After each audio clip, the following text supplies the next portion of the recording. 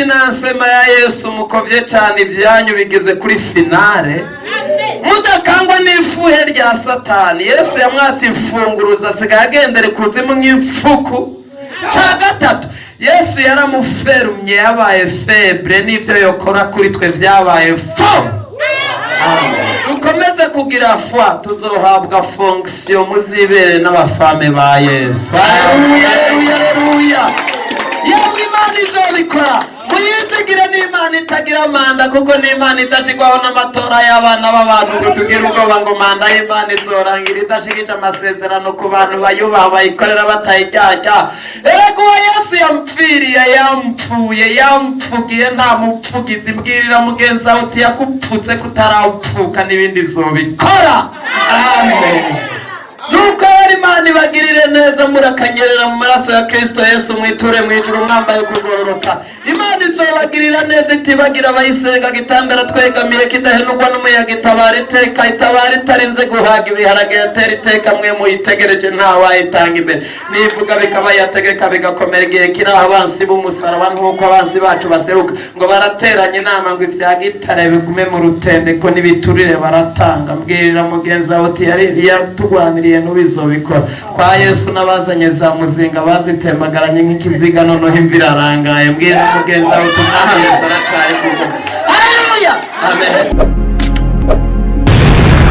Iracari yayi, itandakeye iracari yayi, ikura himfu iracari yayi, itanda amahera iracari yayi, ikubita abarozi iracari yayi, ifata miribisiga iracari yayi, kuba amashinga iratanga promosiyo, iyo Mana iratanga promosiyo, ikamera amashinga iratanga promosiyo, igira neza iratanga promosiyo, iratanga uyu munsi iratanga promosiyo, iratanga yo naha nyene naha yo naha nyene, kuko dapfa singipfuye twena Yesu turumwe akanyuma. Yesu akomeze kwica umwaku, niyo gahunda yiwe aragahora ku ngoma. Dukurikije ivy'akarambe n'ivy'akavukire kacu, ico gihe nta mutabazi twari dufise, ariko Yesu n'umutabazi n'umurengezi wacu. Shima Yesu yishe umwaku.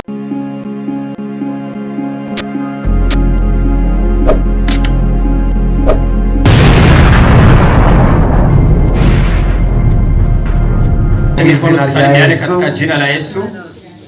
Mbwirira mugenzi wawe utabapagani nacu baturyanye. Niambilie mwenzako wapagani hakuna kitu kimaze Yesu abiduhera ya faida Yesu anabitupeaga hapa.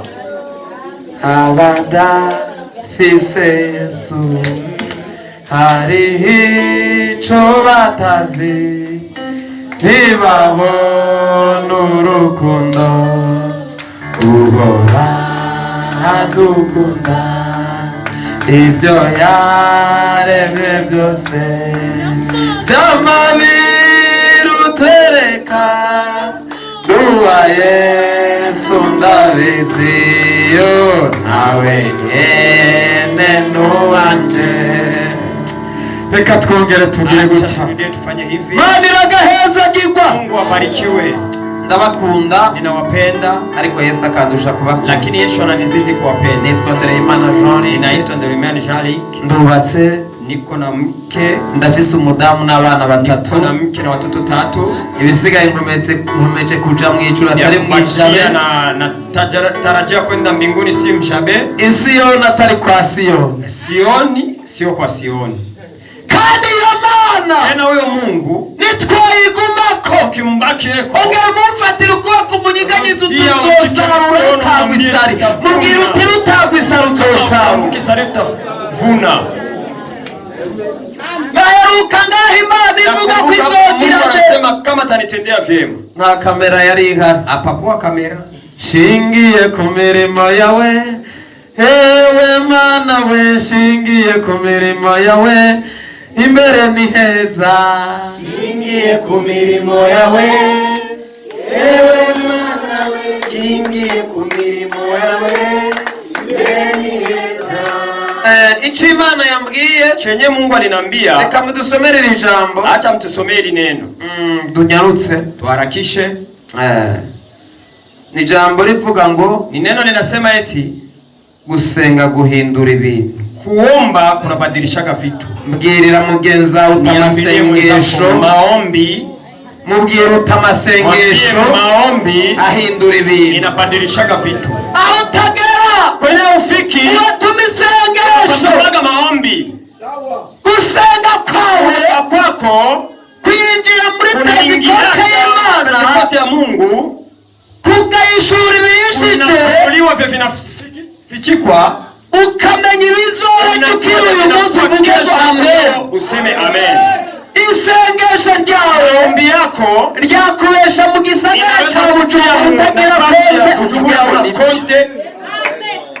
Cya gatatu, cha tatu, isengesho maombi ryinjira mu nda z'abagore rikabagiramo ibitsima nta byuma bakoresheje dukomera amashyi. makofi kwa Bwana. Icya kane, isengesho Maombi rihishura ibihishije rigashingura ibishinze. inaondoa ile vinashimika. Icya Cha gatanu, tano, isengesho maombi ridutungira hagati y'ibiduhiga, inatulinda rikadutungira hagati y'abarozi, inatulindia katikati ya wachawi, tukibera amahoro nk'uko uretse kwibera amahoro hagati y'amenyo. Twongera amashimanira gaheza. Amen. Imyaka yose umaze, n'imyaka nanje Miaka maze, mimi namaliza, nta formire na turakoresha. formule tulishatumikisha. Wayamenyo n'abahekenye Meno ururimi. ipekenye ulimi. Turafungura. Tunakula. Kandi iyo umuntu ariko arafungura, Tena kama mtu yuko anakula, ahekenya munsi y'inshuro 200. hapekenyagi turu zaidi ya turu 20. Ariko urarya ugafungura. Lakini unakulaga Ururimi aho rwibereye hariya ulimi kwenye luko tu pale. sinzi uko ubigenza, nta formire wakoresha kugira ayo menyo nawe arahekenya ururimi. Kubera Imana tuzamuye mu cyubahiro, Sifa kwa Bwana. gasanga imbeba ziriko ziranyuragira Zinapita pita mnyumba. kavuga ngo abarozi Nasema wachawi baranyishe. wananiua. Mbwirira mugenzi wawe uti namba atacupa n'Imana zireke zitambere uwanje na adorasiyo. Dusomere 6 Daniyeli 6 umurongo w'10. Danieli 6 sura ya 6 Turiko mstari wa turanyarutsa umurongo w'10. umurongo w'icumi. Ndasoma mu izina rya Yesu. Amen. Maze Daniyeli amenye ko icyo cyandiko cyasinyweho. Maze Daniyeli amenye ko icyo cyandiko Danieli cyasinywe ko akitoa andiko ilipigwa kwa saini, Aja iwe aciwe, akaenda kwake, kandi amadirisha y'inzu yiwe kandi amadirisha y'inzu dirisha za nyumba yake yerekeye Yerusalemu Yerekeye Yerusalemu. inaelekea Yerusalemu ilikuwa wazi. akomeza gufukama gatatu ku munsi, Yego me. asenga Imana yiwe ayikengurukira nk'uko yari asanzwe abigenza. Komera amashini y'Imana. Uje muntiza amatwi n'amaso, muntiza amatwi n'amaso, masikio na macho, ariko umutima mu ijambo ry'Imana. Lakini roho muitie Ngira ndangize subira dusomere ngende sigura 6 umurongo w'10 hinge mwumvirize ugende bukebuke. Maze Daniyeli amenye ko icyo cyandiko cyasinyweho. Maze Daniyeli amenye ko icyo cyandiko cyasinyweho. Ikintu cya mbere ku muntu yaje gusenga, mbwirira mugenzi wawe ugiye munsi umenye ibyo utari kubona kubera amasengesho maombi ya leo. Aja iwe Akaenda kwake, kandi amadirisha y'inzu yiwe, kandi amadirisha y'inzu yawe, dirisha ya nyumba yako yerekeye Yerusalemu. uyu munsi yerekeye n'ahantu yaje gusengera, ukiwa kuombea, yama yuguruye. mbwirira mugenzi wawe uti mwambie mwenzako iwe wazi. Akomeza gufukama gatatu ku munsi. muzokomeze kuja gupfukama nubwo muzoza 3 naco ukizidisha mara 3 ilikuwaza malaria na tifoide. malaria na tifoide, mbwirira mugenzi wawe uti bikuru mwako bigatanga kea mkoshi inapana kea. Asenga Imana yiwe ayikengurukira. asenga Imana yiwe ayikengurukira. Mbwirira wacha kimshukuru. ongera umubwire uti twaje gusenga. Mbwira uti twaje gusenga. Tulikia kuomba. Egiyo Mana dusenga na bwizo dutererana. Egiyo Mana dusenga na bwizo dutererana. Yo iracari yayindi. Iracari yayindi. Iyo Mana iracari iracari yayindi itanga keya iracari yayindi ikura hipfu iracari yayindi itanga amahera iracari yayindi ikubita abarozi iracari yayindi ifata miribisiga iracari yayindi kuma amashuri iratanga promosiyo iyo mani iratanga promosiyo ikomera amashuri iratanga promosiyo igira neza iratanga promosiyo uyu munsi iratanga promosiyo yo naha nyene naha yo naha nyene hanyuma wahejeje iratanze promosiyo akomeza gufukama gatatu ku munsi asenga imana yiwe yikengurukira nkuko yari asanzwe abigenza. Dukomere amashyi muri iki makofi kwa neno la Bwana. Mana yabwiye ngo Mungu aliniambia eti amasengesho maze iminsi isenga yazamutse yageze imbere y'Imana. Kandi ayo masengesho niyagiye kukumwongera kuyatetea. Danieli alikuwa anaomba. Ega dusenga bikomeye. Kuomba vinawafanya watu misengesho. Isengesho maombi igera kure mbali. Isengesho rifata ibidafatika rikaremamo ibifatika. Isengesho ryakurera abana. Isengesho ryakubesha uburyo butagira konti. Isengesho aho utagera watuma isengesho tuzamura ibicyubahiro. Danieli yakarasenga. Danieli alikuwa anaomba. Acha niwaambie, Imana yo mwisho Mungu wa mbinguni nige ikora ikosa hafanyagi kosa yo kwishura umuntu ya kujibia mtu kufanya aliombea itegerezwa gushira ku tia yuko na nyongeza.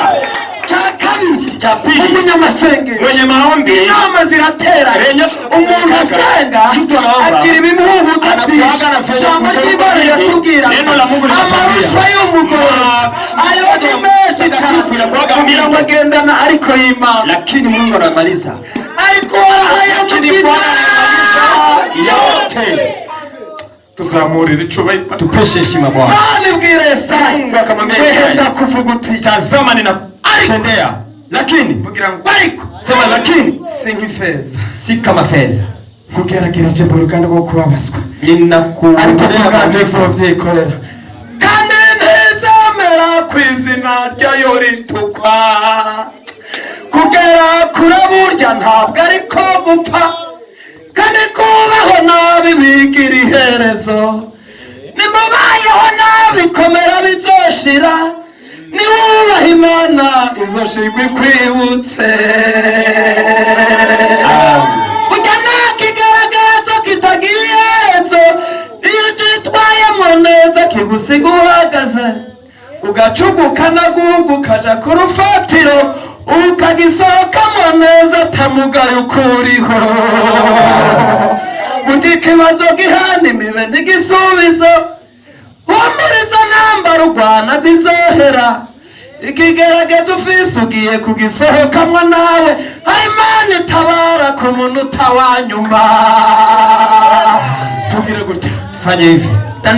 Danieli karanda babwira, acha niwaambie, mtu mwenye anaomba intambara nyinshi anakuwa rafita nyingi kiraho wakati huo nigeze kurizwa no kutagira ikibazo kulizwa na kosa kiatu ngeri imbere muri vile mbona utagira ibirenge binera kwihana mu mutima nikatubu mroho. Tandavuga nti bamwe barabirirana bari bakabiliria wamoja wanabililia wengine wanageragezwa na irahindura isura, jaribu zinabadilisha sura, ariko uhoraho. Lakini Bwana mbwira mugenzi wawe uti yarakabitse, ambia mwenzako alikaweka. Rero umuntu asenga sasa mwenye kuomba ibimuhiga biba byinshi, yenye kumtafuta ni vingi, ibimugwanya biba byinshi, yenye kumpiganisha ni vingi, ariko lakini ariko Imana itigera ikora ku kosa. Mungu hatendagi, ntabwo yigera isanzaza inama zakugiriye kugira zikugirire nabi. Mungu asambazaga irenyoze ziri kutafuta zigitangura zingani zinaanza. Bwirira mugenzi wawe uti banza kugenda zikuzura bagataha bakamwikanya ku kanyuma. Bwirira mugenzi wawe uti banza zikuzura ku kanyuma bagataha batumvikana, alafu nyuma wanaenda kuwasikilizana Imana. Amasengesho agiye gukora inaenda kutenda jambo cyubahiro Imana. Heshima Mungu. Imana yavuganye nawe. Mungu alisema nami, irambwira ngo ikanambia eti irambwira ngo akanambia eti irambwira ngo akanambia eti aha hapa hagiye gukomeza gutabarirwa benshi, panaenda kuendelea kusaidiwa watu wengi, lakini hari ikintu cinyegejemo. kuna kitu kinajificha. Nabonye abantu batabariwe, Niliona watu walipasaidiwa bagakomeza kwigira, wanaendelea. Mbwira mugenzi wawe utico wahawe n'amaviki zigamisha. Ambia mwenzako chenye ulipewa na magoti ukihifadhi kwa magoti. Wahawe n'amaviki Chenye ulipewa na magoti zigamisha, kihifadhi kwa magoti. Barahiye Na unapia. Nta muntu yasenze Imana atagiye kwisha. Hakuna mwenye aliombaga Mungu hataenda kujibiwa. Imana igiye kubigenza neza. Mungu anaenda kuvitenda vyema. Imana igiye kubigenza neza. Mungu anaenda kuvitenda vyema. Tuzamurira icubahiro Imana. Tupeshe Mungu heshima. Papa wewe, huyu baba. Hivyo Yesu abahezagira. Hivyo Yesu awabariki. Icubije mikrofone mvuza akakantu k'amazina kari kuri F. Yemwe abafise financement ya Yesu mukovye cyane ibyanyu bigeze kuri finale. Mudakangwa n'ifuhe rya Satani. Yesu yamwatse imfunguruza asigaye agendere kuzimu nk'imfuku. Ca gatatu, Yesu yaramuferumye yabaye febre, n'ivyo yokora kuri twe vyabaye fo. Dukomeze kugira foi, tuzohabwa fonction muzibere n'abafame ba Yesu. Haleluya, haleluya, haleluya. Yemwe Imana izobikora. Muyizigire n'Imana itagira manda, kuko n'Imana idashigwaho n'amatora y'abana b'abantu ngo tugire ubwoba ngo manda y'Imana izorangira idashigije amasezerano ku bantu bayubaha bayikorera batayijyajya.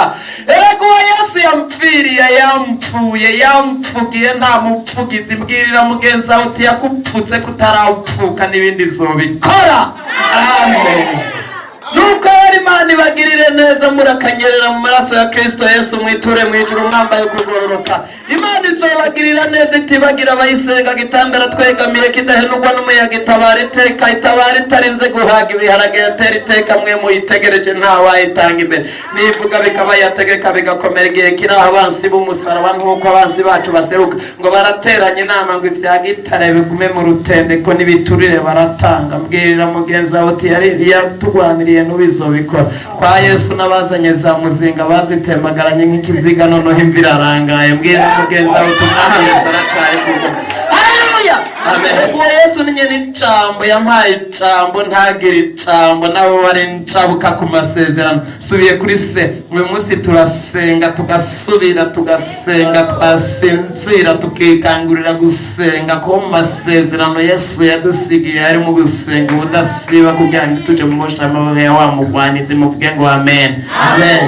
Imana izobagirira neza, n'Imana itera iteka bayitegereje gera gutabara nirinze gutabaza. Erega Imana nisaba ramfora itanga ramfora igera gutera iteka bayo ntitabaza oni oyaye. N'Imana itagwara ngo bajane kwa muganga, n'Imana idasaza ngo bitwaza akabando, n'Imana idahwera ngo bajane ku mpanda. Kuko dapfa singipfuye twena Yesu turumwe akanyuma. Yesu akomeze kwica umwaku, niyo gahunda yiwe aragahora ku ngoma. Dukurikije ivy'akarande n'ivy'akavukire kacu, ico gihe nta mutabazi twari dufise, ariko Yesu n'umutabazi n'umurengezi wacu. Shima Yesu yishe umwaku. Amen.